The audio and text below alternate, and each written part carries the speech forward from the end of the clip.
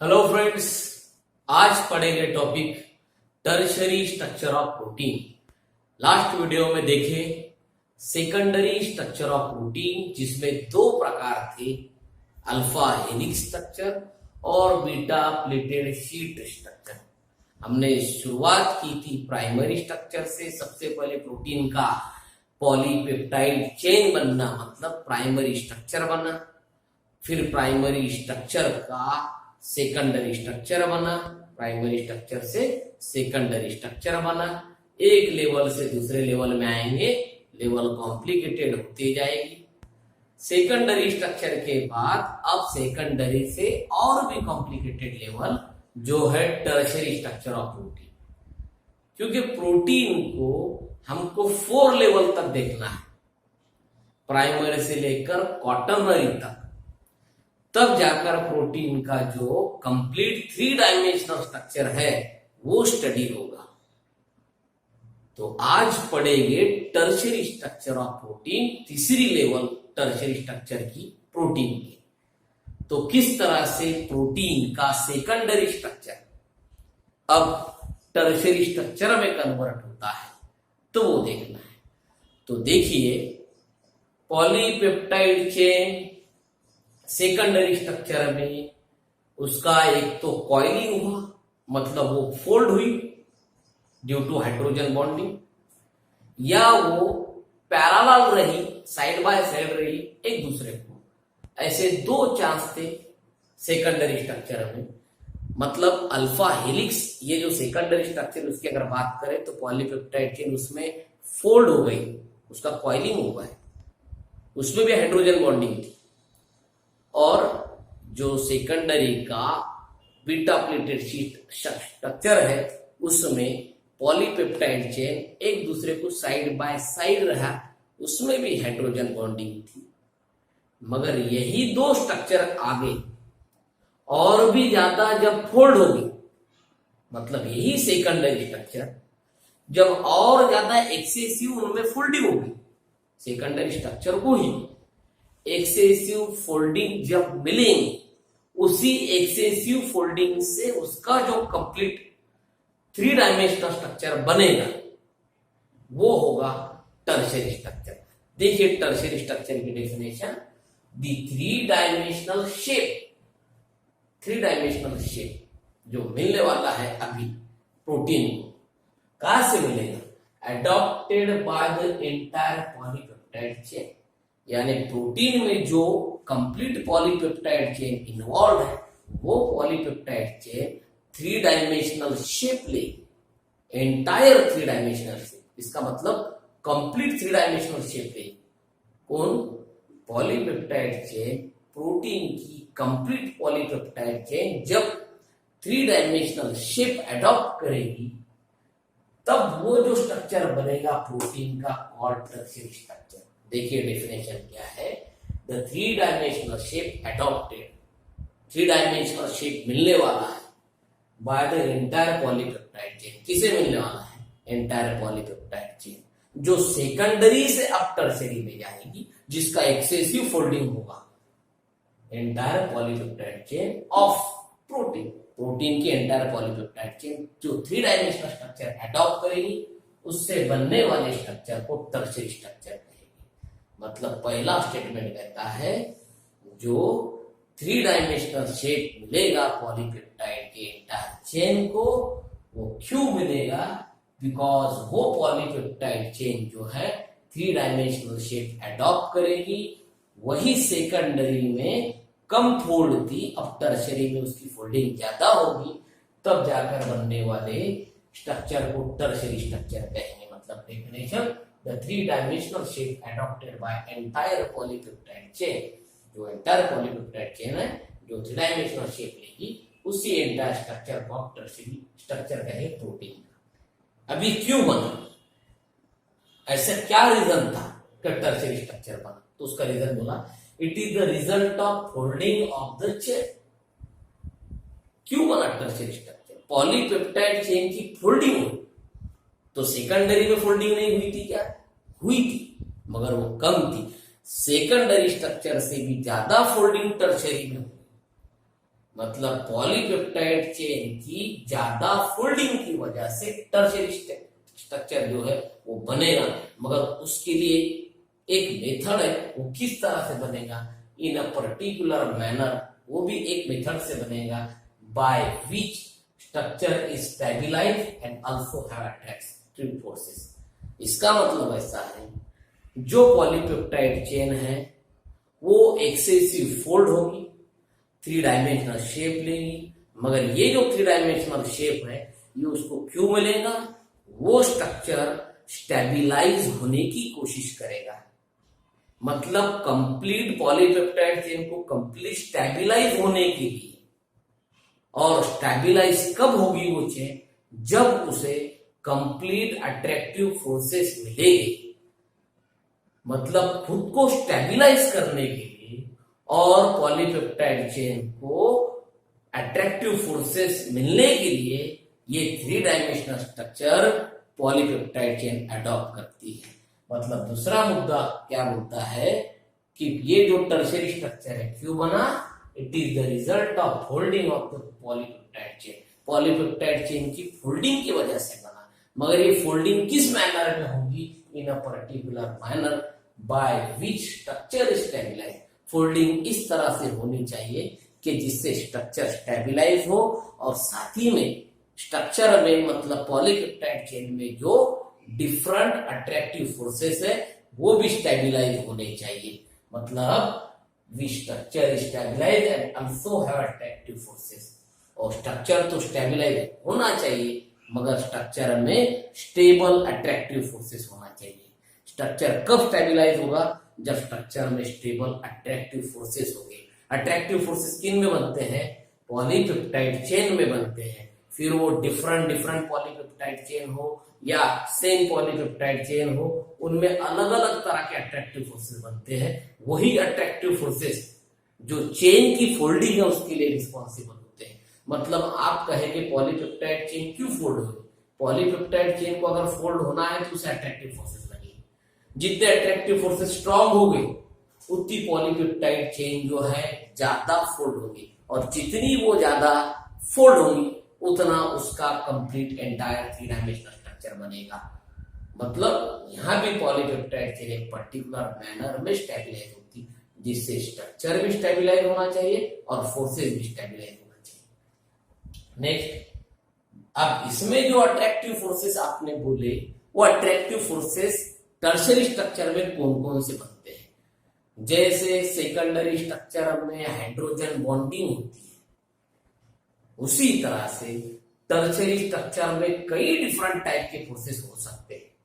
ये forces depend करते हैं कि पॉलीपेप्टाइड चेन जिस अमीनो एसिड से बना है उस अमीनो एसिड में कौन सी साइड चेन्स, जिस तरह से अलग अलग साइड चेन्स होगी अमीनो एसिड, जिस अमीनो एसिड से पॉलीपेप्टाइड चेन बनी उस तरह से उसमें डिफरेंट अट्रैक्टिव फोर्सेस बनेंगे।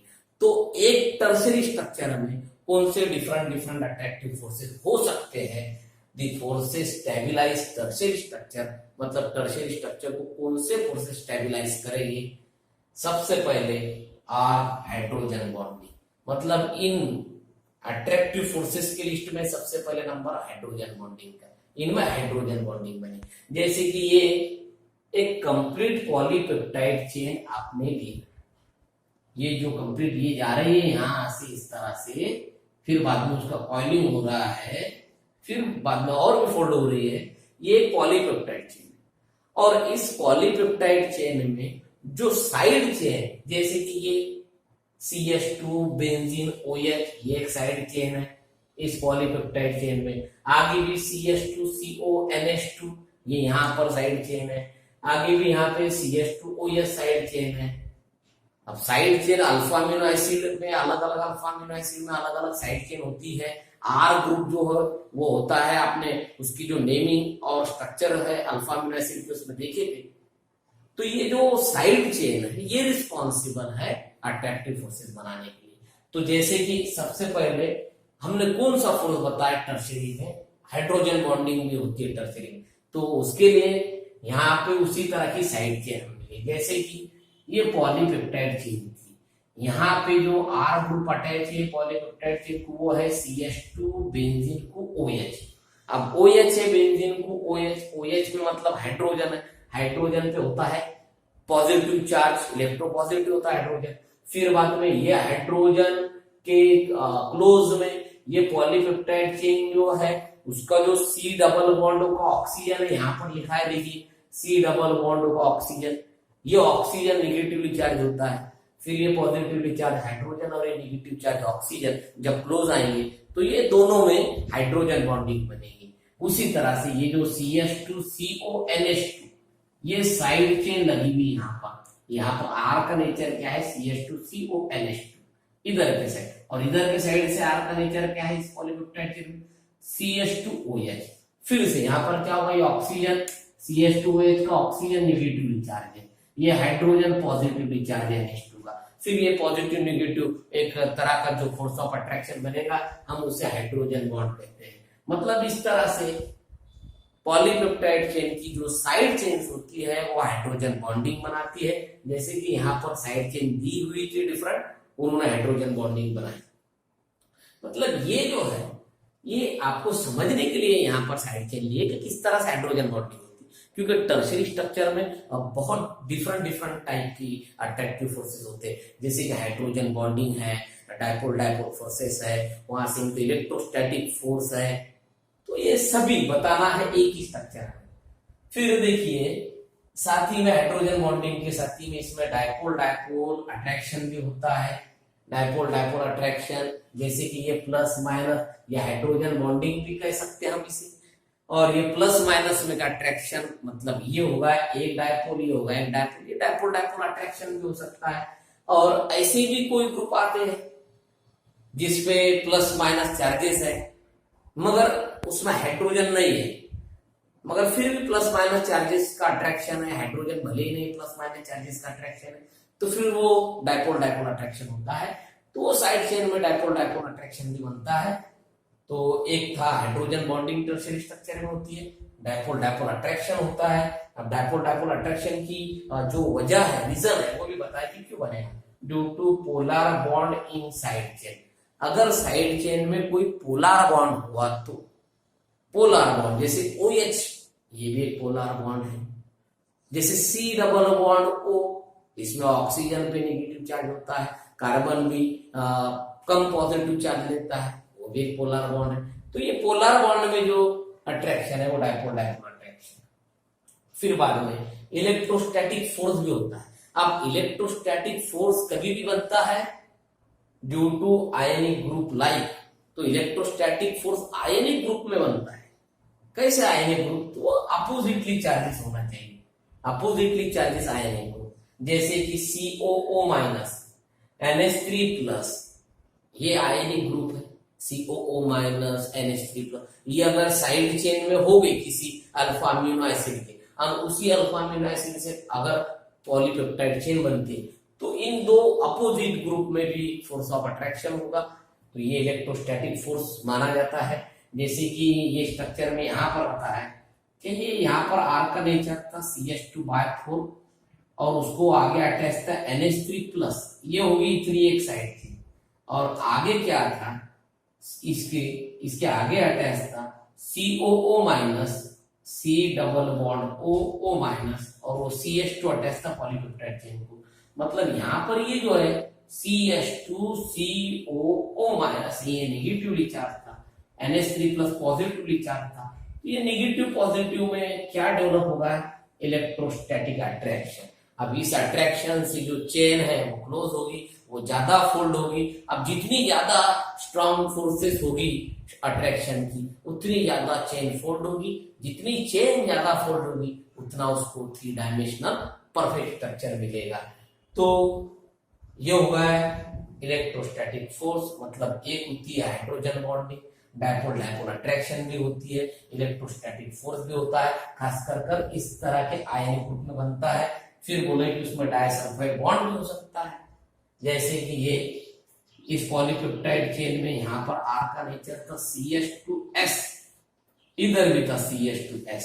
अब ये CH2S ये कनेक्ट हो गए, तो फिर यहाँ पर सल्फर सिंगल बॉन्ड सल्फर, ये जो सल्फर सिंगल बॉन्ड सल्फर ये बॉन्डिंग बन गई, इसे बोलते हैं डाइसल्फाइड बॉन्डिंग। दो सल्फर एटम ने दो जो साइड चेन्स है पॉलीपेप्टाइड चेन की उनको कनेक्ट कर दिया, इसलिए डाइसल्फाइड बॉन्डिंग बन गई। अब ये डाइसल्फाइड बॉन्ड भी स्ट्रांग होता है, उस वजह से भी जो पॉलीपेप्टाइड चेन है बहुत ज्यादा फोल्ड होती है, जिससे उसे 3 डायमेंशनल स्ट्रक्चर मिलने में आसानी होगी। So all this forces stabilize structure. तो कौन कौन से फोर्सेस टर्शियरी स्ट्रक्चर को स्टेबलाइज करते हैं, मतलब आसान भाषा में टर्शियरी स्ट्रक्चर में कौन कौन से फोर्सेस होते हैं। तो टर्शियरी स्ट्रक्चर में स्ट्रक्चर को स्टेबलाइज करने के लिए hydrogen bonding, dipole dipole attraction, electrostatic force और डाइसल्फाइड बॉन्ड, इस तरह के फोर्सेस स्ट्रक्चर को स्टेबलाइज करते हैं। मतलब ये सभी फोर्सेस टर्शियरी स्ट्रक्चर बनाने में हेल्प करते हैं। और ये जो फोर्सेस है ये कैसे बनते हैं, तो जो पॉलीपेप्टाइड चेन बनेंगी अमीनो एसिड से, अल्फा अमीनो एसिड से, वो अल्फा अमीनो एसिड में जो आर ग्रुप हो गए, अल्किल ग्रुप हो गए, मतलब जिसे हम साइड चेन कहते हैं, वो साइड चेन में जो ग्रुप है वो रिस्पॉन्सिबल है इस सभी तरह के अट्रैक्टिव फोर्सेस बनाने के लिए। तो जितना अट्रैक्टिव फोर्सेस स्ट्रॉन्ग होंगे उतनी पॉलीपेप्टाइड चेन फोल्ड होगी, जितनी फोल्ड होगी उतना उसको टर्शियरी स्ट्रक्चर एक्वायर होगा।